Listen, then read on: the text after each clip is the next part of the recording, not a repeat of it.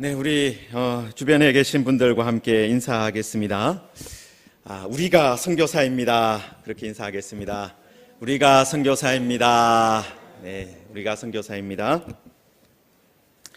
네, 지난 주일에 우리가 성경을 읽는 관점에 대해서 한번 말씀을 드렸는데요.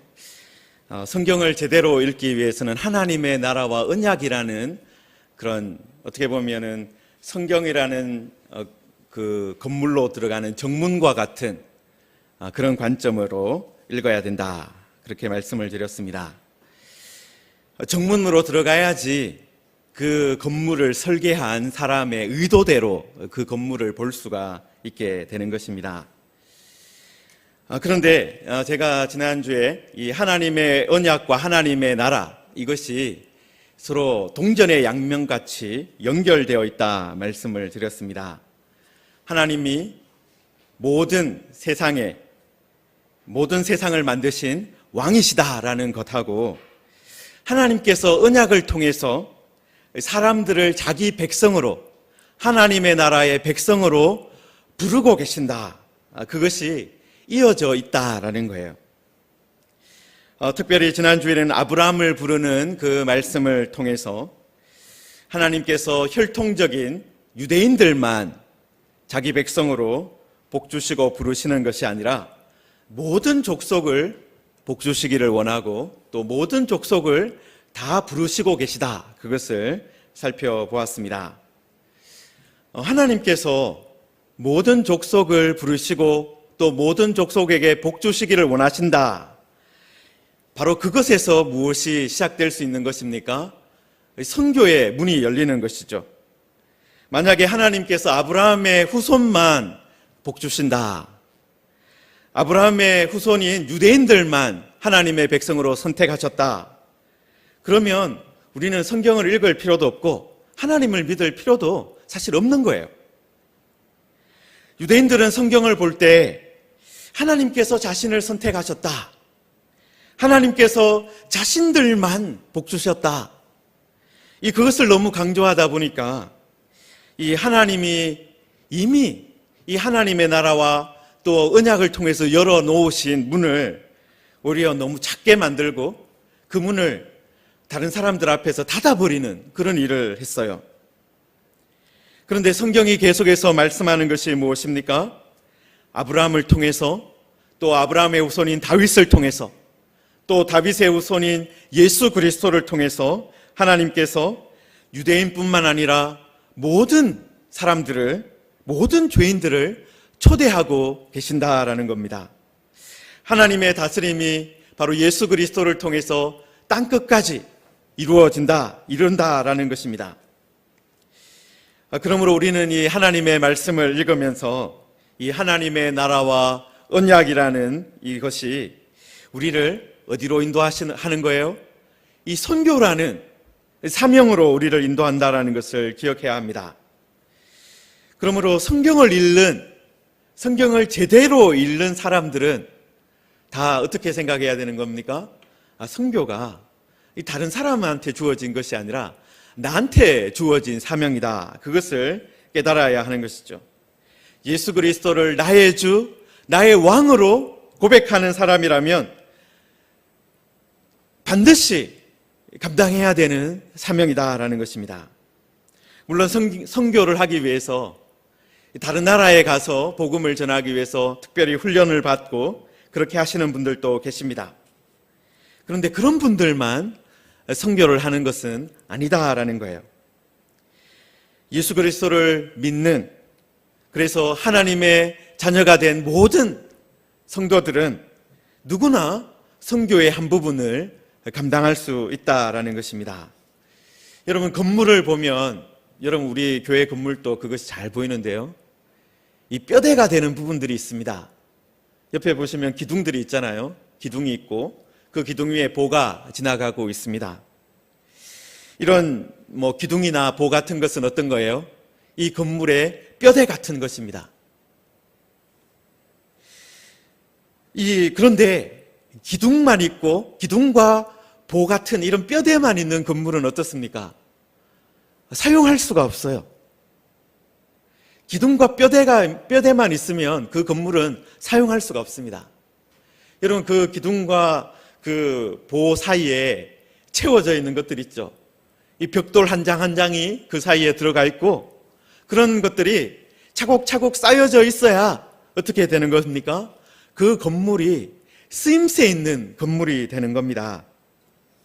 여러분, 신약시대에 사도 베드로라든지 사도 바울 같은 그런 이 뼈대를 놓고 또 기둥이 되었던 그런 분들이 있습니다. 그런데 그런 분들만으로 하나님의 나라가 만들어 자라가는 것이 아니다라는 거예요. 이 건물에 작은 벽돌들이 필요한 것처럼 이 작은 벽돌들이 쌓여져서 제대로 된 이 건물이 만들어졌다라는 거예요. 여러분, 오늘 우리가 구약에서 한 사람 또 신약에서 한 가정을 살펴봄으로써 하나님께서 이 하나님의 나라와 언약을 이루시기 위해서 엘리사 선지자 같은 그런 기둥 같고 뼈대 같은 분들 사용하셨지만, 또 바울 사도 같은 분들 사용하셨지만, 또 정말 작은 벽돌 같은 사람들을 또 사용하셔서 하나님의 나라와 언약을 이루어 가셨다라는 것을 보려고 합니다. 여러분, 먼저 우리가 열왕기하 5장 말씀을 보려고 하는데요. 여러분, 구약 이야기 중에서 가장 재미있는 이야기 중에 하나가 이 바로 나병 환자 나아만 이야기일 겁니다. 이스라엘의 적국의 장군이 이 이스라엘에 어떤 특별한 선지자가 있다라는 말을 듣고 찾아왔습니다. 병을 고치기 위해서 찾아왔는데, 처음에는 그 엘리사 선지자가 나가서 맞아주지도 않고 그냥 가서 요단강에 7번 몸을 씻어라, 그 말을 했어요. 그 말을 들었어요. 그래서 처음에는 아주 화를 냈다가 종들의 적극적인 만류와 또 조언을 듣고 이 요단강에 가서 7번 목욕을 했더니 깨끗하게 나았다, 깨끗하게 온몸이 되었다, 그렇게 이야기가 결론이 되는 그런 아주 신비로운 이야기가 있습니다. 여러분, 그런데 이 이야기가 어떻게 시작되었습니까? 이스라엘의 적국의 장군이 왜 갑자기 이스라엘로 찾아왔습니까? 또 이스라엘의 선지자를 찾게 되었습니까?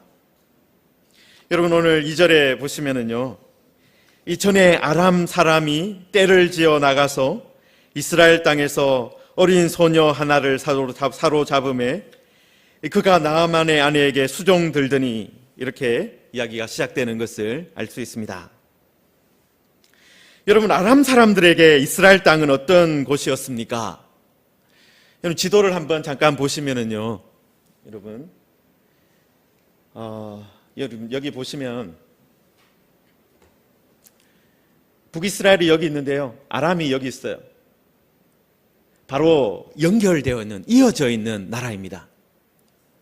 그런데 우리는 주로 이제 유다와 북이스라엘 중심으로 성경을 읽으니까 이스라엘과 또 남유다가 그 지역에 상당히 강했나 이렇게 생각할 수가 있지만, 사실은 이 아람 왕국이 늘 더 항상 강했습니다. 더 튼튼한 나라였고 더 힘센 나라였어요. 이 다윗 시대에 한번 이제 그런 상황이 역전이 되어서 그런 일들이 좀 이어졌는데, 그 후에는 항상 이 아람이 이 이스라엘을 괴롭히고 그렇게 했던 거예요. 여러분, 그러니까 아람 입장에서는 어떻습니까? 북이스라엘은 이 밥인 거예요, 밥. 뭔가 좀 부족하고 뭔가 일 있으면 북이스라엘에 딱 쳐들어가서 빼앗아 오고 그렇게 늘 해왔다라는 겁니다. 여러분, 그리고 여기 보시면은 이 좀 더 북쪽으로 올라가면 아시리아라는 제국이 있습니다. 아주 큰 나라가 있고, 여기는 이집트라는 큰 제국이 있죠. 그러니까 이스라엘과 아람은 사실은 또 어디 사이에 끼어져 있는 겁니까? 강대국인 아시리아나 바벨론, 그리고 남쪽의 이집트 사이에 끼어 있는 나라예요. 사실 이 아시리아나 이집트를 막아내기에는 이 가운데에 있는 나라들, 여러 나라들, 에돔이나 모압이나 아람이나 이런 여러 나라가 있지만 역부족인 거예요, 다들. 서로 힘을 합쳐서 뭔가 해도 이 아시리아라든지 또 이집트라든지 이런 세력들을 막아내기가 힘든데 서로 이렇게 다투고 싸우고 있으니까 항상 어려움들이 많았을 겁니다.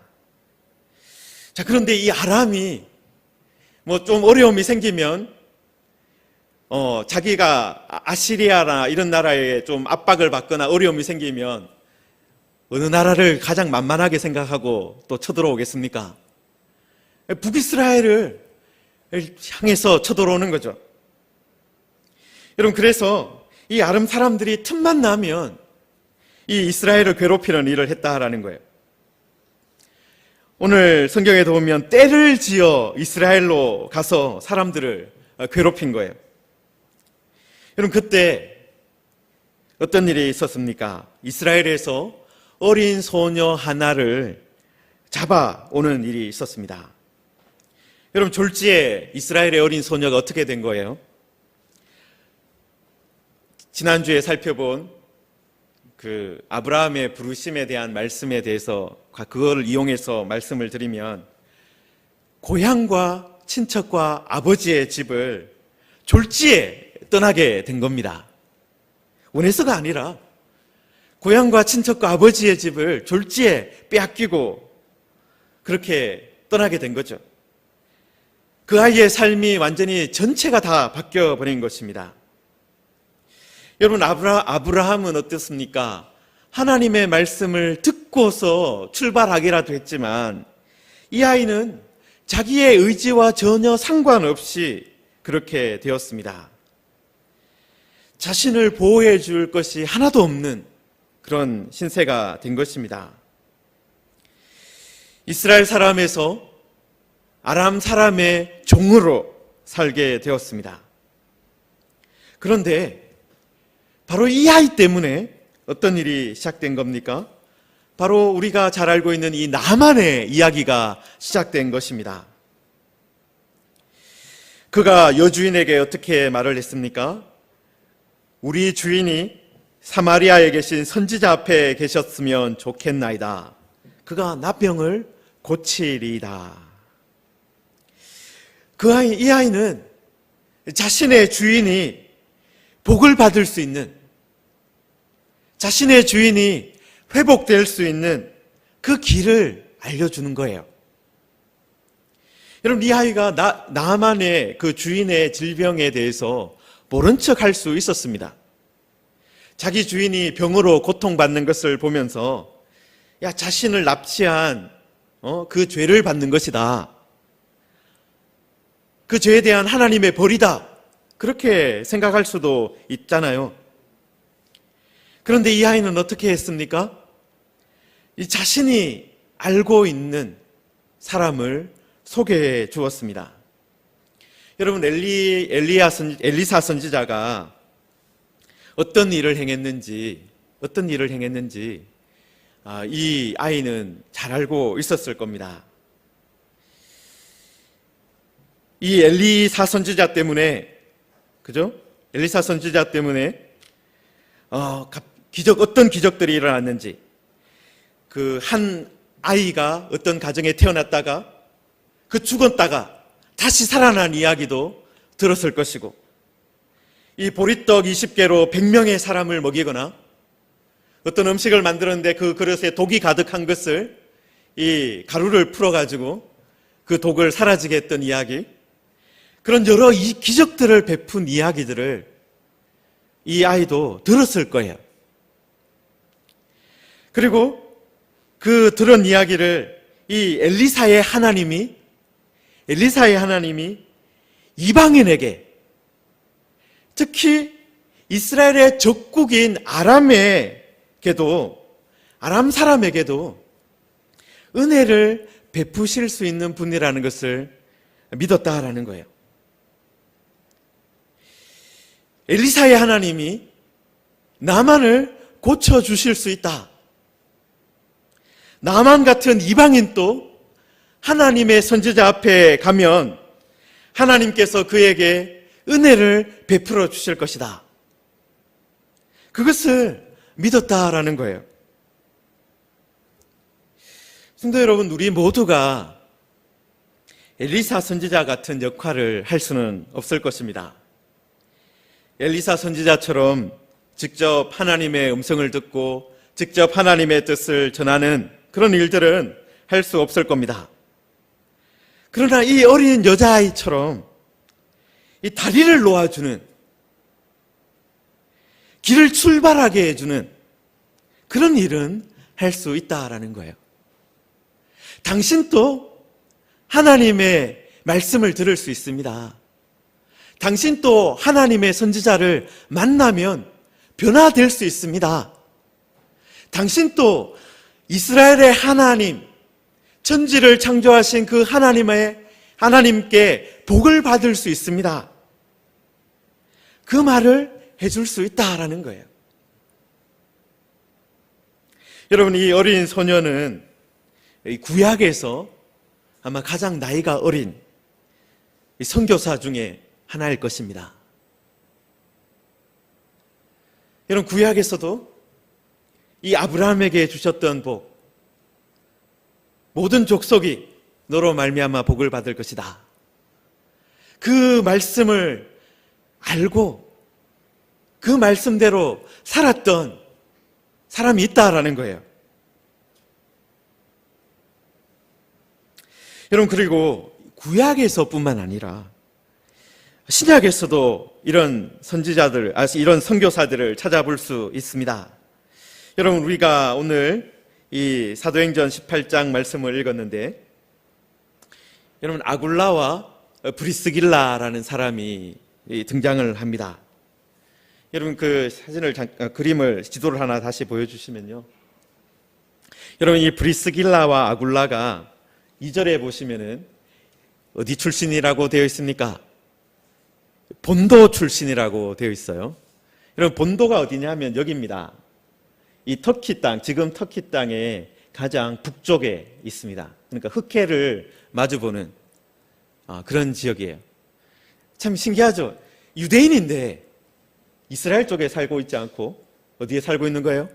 이 본도 쪽에 살고 있는 겁니다. 디아스포라 유대인들이었던 것이죠. 아마 이 브리스길라와 아굴라가 예전에 바벨론으로 포로 잡혀갔던 사람들의 후손인데 그 지역에 있다가 또 본도 쪽으로 이사를 했을 수도 있고, 그 다음에 이 예루살렘이나 이쪽에 이스라엘 본래에 살고 있다가 어떤 일로 인해서 이주를 했을 수도 있습니다. 그런데 이 본도에서 살고 있다가 또 어떻게 했습니까? 이 사람들이 또 어디로 이주를 했어요? 오늘 말씀해 보면 이 사람들이 로마에 가 있었습니다. 본래는 로마에서 살고 있었어요. 로마에서 살고 있다가 황제 글라우디오가 유대인들을 다 추방하는 일이 있었습니다. 다 떠나라. 로마에서 다 떠나야 된다. 그런 칙령을 내려서 그 사람들이 또 어디에 정착을 합니까? 이 고린도에 와서 정착을 한 겁니다. 그러니까 본도에서 시작해서 본도에서 로마로 갔다가 그 다음에 고린도로 돌아온 것이죠. 여러분, 이걸 보면은 이 아굴라와 브리스길라가 대단히 어떤 사람이에요? 진취적인 사람이구나. 모험을 시도하고 무슨 일이 있으면 그래 다시 시작해보면 되지. 그렇게 하면서 떠날 수 있는 용감한 사람이라는 것을 우리가 어느 정도 짐작할 수 있습니다. 여러분, 그리고 어떤 거예요? 지금 로마로 갔다라는 것을 보면은 어떤 겁니까? 로마가 그 시대에 어떤 곳이에요? 제국의 수도잖아요. 모든 곳이 다, 모든 사람이 모이고 모든 물자가 모이고 그런 수도잖아요. 그러니까 나도 제국의 수도인 로마에 가서 뭔가 한번 성공해 봐야 되겠다, 그런 생각을 가지고 있었던 거예요. 여러분, 그러다가 졸지에 뜻하지 않게 로마에서 다 떠나라는 칙령이 내리니까 그 다음에 선택한 곳이 어디입니까? 이 고린도인데요. 여러분, 이 고린도의 위치를 보시면 아시겠지만은 로마와 이 그리스와 터키, 여러분 이 지역이 사실은 이 로마 제국의 가장 알짜 지역이에요. 로마와 그리스와 터키. 그런데 그 고린도가 어디에 위치해 있습니까? 딱 그 가운데에 위치해 있죠. 딱 길목에 위치했어요. 그러니까 로마에 못 있으면 로마로 가는 길목을 잡아야 되겠다. 어떻게 보면 어떤 사람이죠? 아주 머리가 잘 돌아가는 사람이에요. 지리를 잘 아는 사람이고 그런 사람입니다. 여러분, 그래서 로마를 떠나라고 했을 때 다른 곳으로 가지 않고 이 고린도에 자리를 잡았다라는 겁니다. 여러분, 이 아굴라와 브리스길라가 로마를 떠나서 고린도에 도착했을 때 누구를 만난 겁니까? 이 바울이라는 사람을 만났어요. 여러분, 바울이라는 사람이요, 이 아덴에서 그 직전에 이제 이 터키 선교를 쭉 하다가 이 마게도냐로 건너왔다가 그 다음에 아덴까지 내려와서 그 다음에 고린도로 온 상태였거든요. 여러분, 이 바울 사도를, 사실 바울 사도도 어떻습니까? 지금 이 터키 땅과 그리스 땅을 돌아다니면서 말씀을 전하고 있는, 정말 나그네로 떠돌이 같이 다니고 있던 그런 상태였어요. 여러분, 이 사람들이, 브리스길라와 아굴라가 바울 사도를 만날 수 있었던 것은 기적과 같은 일이었습니다. 사실은 어떻게 이 브리스길라와 아굴라와 이 바울이 이 고린도에서 딱 만날 수 있었는가? 만약에 황제가 유대인들에게 로마를 떠나라 칙령을 내리지 않았다면, 그리고 바울 사도가 천사의 음성을 듣고 마게도냐로 와서 우리를 도우라는 그 말을 듣지 않았고 그냥 터키 땅에서 계속 선교를 하고 있었다면 만날 수 없는 그런 사람들이었습니다. 그런데 이 브리스길라와 아굴라 그리고 바울이 만났다라는 거죠. 여러분, 그리고 이 아굴라와 브리스길라가 무엇을 하고 있습니까? 무엇을 하는 사람이었습니까? 천막을 만드는 일을 하고 있었는데, 오늘 성경에 보면 바울도 어떤 일을 하고 있었다는 거예요? 바울도 천막을 만드는 일을 했다라는 거예요. 같은 일을 하고 있었다. 유대인들은 어떤 랍비라 하더라도 이렇게 자기가 하는 일들이 또 있기는 있었어요. 그래서 그런 생업이 같아서 같이 일을 했다라는 겁니다. 여러분, 사실 바울 사도는 수리아 안디옥으로부터 시작해서 지금 소아시아 터키를 가로질러서 마게도냐 그리고 아덴을 거쳐서 고린도까지 왔습니다. 그런데 사실 아덴에서 우리가 그 사도행전 17장을 읽어보시면 아덴에서는 복음을 전했지만 큰 열매를 거두지 못했어요. 선교 사역을 하다가 약간의 좀 침체기를 겪은 겁니다. 그런데 바울 사도가 아덴에서 어려움을 겪었던 이유 중에 하나가, 아덴에서는 혼자 있었어요. 혼자. 본래 같이 있었던 디모데와 실라가 위쪽에 데살로니가 지방에 아직 남아 있었습니다. 베레아 쪽에 남아 있었어요. 그래서 혼자 있다가, 혼자 복음을 전하다가 어려움을 당하고 이 고린도로 내려온 상태였습니다. 여러분, 이 바울 사도가 이 고린도 땅에서 1년 6개월을 머물렀습니다. 2차 선교 여행 중에 가장 오래 그 한 도시에 머물렀던 기록이 남아있는 거예요. 여러분, 그리고 나중에 바울이 고린도를 떠나서 에베소로 가게 되는데요. 그때 누구도 같이 떠납니까? 여러분, 그때 브리스길라와 아굴라도 같이 가요. 같이.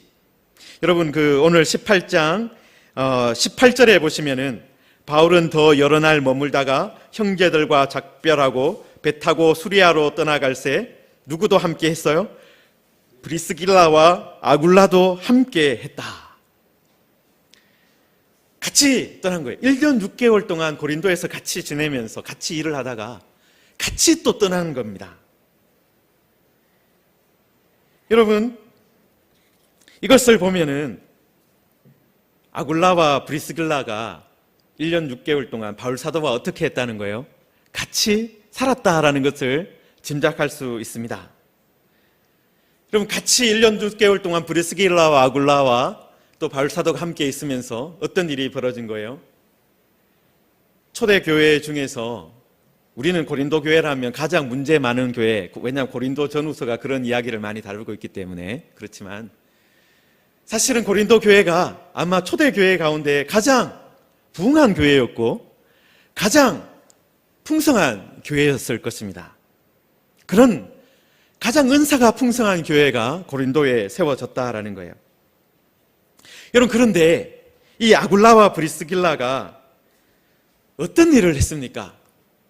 여러분, 고린도에서 브리스길라와 아굴라가 어떤 일을 했다라고 기록되어 있어요? 다른 일은 사실 기록되어 있지 않는데 바울과 여러분 그 2절에 3절에 보시면은 생업이 같으므로 함께 살며 일을 했다. 그렇게 되어 있어요. 그들이 한 일은 함께 살며 함께 일을 한 겁니다. 여러분, 그런데 이것이 바울 사도에게 가장 큰 도움이 되었던 거예요. 바울 사도가 고린도에서 1년 6개월 동안 머물면서 복음을 전할 수 있었던 것은 바울 사도가 아굴라와 브리스길라와 함께 살며 함께 일할 수 있었기 때문이에요. 여러분, 이렇게 어떤 사람이 함께 살고 함께 일을 하면 우리는 그 사람들을 누구라 어떻게 부릅니까? 가족이라고 부르잖아요. 함께 살며 함께 일한다. 우리들은 요즘에 뭐 직장을 다 바깥에 나가서 일을 하지만 예전에는 어땠습니까? 집안에서 다 일을 하는 경우가 많았어요. 가내 수공업 같은 걸 하고 할 때, 그죠? 작은 규모가 작게 일을 할 때는 함께 살고 함께 일하는 것은 무엇입니까? 가족이에요, 가족. 여러분, 아굴라와 브리스길라는 바울에게 가족이 되어준 겁니다. 여러분, 가장 쉬우면서 가장 어려운 일이 무엇입니까? 함께 살며 함께 일하는 거예요.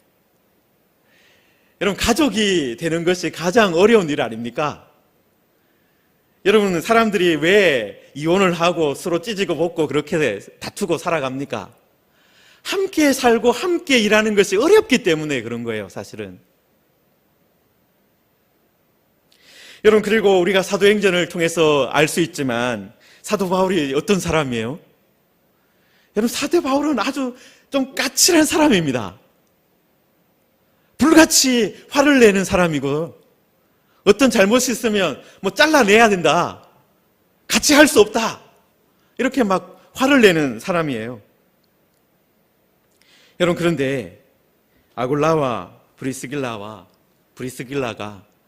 그 바울과 어떻게 했다는 거예요? 1년 6개월을 함께 살고 함께 일하고 함께 떠나기까지 했다라는 겁니다. 여러분, 아굴라와 브리스길라는요, 어느 교회에서 파송된 사람이 아니에요. 사도 바울처럼 안디옥 교회에서 파송을 받았다, 그런 사람도 아닙니다. 그런데 어떻게 산 거예요? 선교사적인 삶을 산 거예요. 바울 사도가 말씀을 전하는 일을 계속해서 할 수 있도록 1년 6개월 동안 고린도에서 계속 할 수 있도록 든든한 받침목이 되어 주었다라는 것입니다. 사랑하는 무지개 교회 성도 여러분, 직업적인 선교사로 부름을 받는 사람들은 많지 않습니다. 직업적인 선교사로 부름을 받는 사람은요, 우리 한국교회가 선교사를 많이 파송했다 그렇게 말을 하잖아요. 그런데 2만 명 정도밖에 안 됩니다. 뭐 부부인데 그 숫자를 다 치고 이렇게 해왔기 때문에 2만 명 좀 넘을 건데, 만약에 그런 것까지 다 제하고 하면은 뭐 1만 명 좀 넘을까? 제 생각에는 그렇게 생각이 되는데, 여러분, 우리 한국교회가 지금 한 700만에서 800만 정도다 그렇게 하면은 한 10,000명에서 2만 명 정도면 몇 명 중에 한 명이에요? 800명 중에 한 명이거나 하는 400명 정도 중에 한 명 정도가 직업적인 선교사로 부름을 받는 겁니다. 여러분, 그런데 제가 설교 시작하면서도 말씀드렸지만 모든 성도가 선교사입니다. 모든 성도가 하나님의 은혜를 전달하는 그런 사명을 받았다라는 거예요. 자기가 있는 자리에서 하나님의 복을 전하는 그 일을 할 수 있다라는 것입니다. 여러분, 오늘 말씀에서 아람으로 잡혀간 어린 소녀가 그것을 구약시대에도 보여주었습니다. 그리고 아굴라와 브리스길라, 로마 제국을 본도에서 또 로마까지 갔다가 고린도까지 왔다가 또 바울 사도와 함께 에베소로 떠났던 이 브리스길라와 아굴라가 그것을 또 보여주고 있는 거예요. 이스라엘 어린 소녀는 종으로 잡혀갔지만 나만의 집에서 자기가 아는 엘리사 선지자의 이야기를 해주었습니다. 자기가 아는 이야기를 해주었습니다. 그것이 전부예요. 그것이 전부예요. 아굴라와 브리스길라도 어떤 것이 전부입니까? 같이 살고 같이 일하는 것이 전부였습니다. 여러분, 그런데 그 일을 통해서 어떤 일이 일어난 거예요? 엘리사 선지자가 또 바울 사도가 하나님의 말씀을 전하는 일을 할 수가 있었고 또 그 일을 통해서 하나님께서 역사하셨다라는 겁니다. 성도 여러분, 우리가 엘리사 선지자나 바울 사도 같은 사람이 아니어도 좋습니다. 괜찮습니다. 그러나 우리는 어린 소녀 같은 또 아굴라와 브리스길라 같은 사람은 될 수 있습니다. 그리고 하나님은 바로 그런 우리가 있는 자리에서 우리가 할 수 있는 일, 우리가 말하는 것을 통해서, 우리가 함께 살며 함께 일하는 것을 통해서 무엇이 이루어진다고요? 하나님의 나라가 선포되고 하나님의 나라의 복음이 전파되고 그것을 통해서 하나님의 나라가 이 땅 가운데 세워져 나간다라는 겁니다.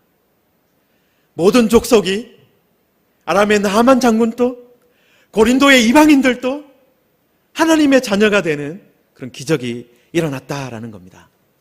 하나님께서 우리 무지개 교회 여기 계시는 모든 성도님들도 이렇게 사용해 주실 줄을 믿습니다. 그런 은혜를 사모하는 우리 모두가 되기를 주님의 이름으로 축원합니다.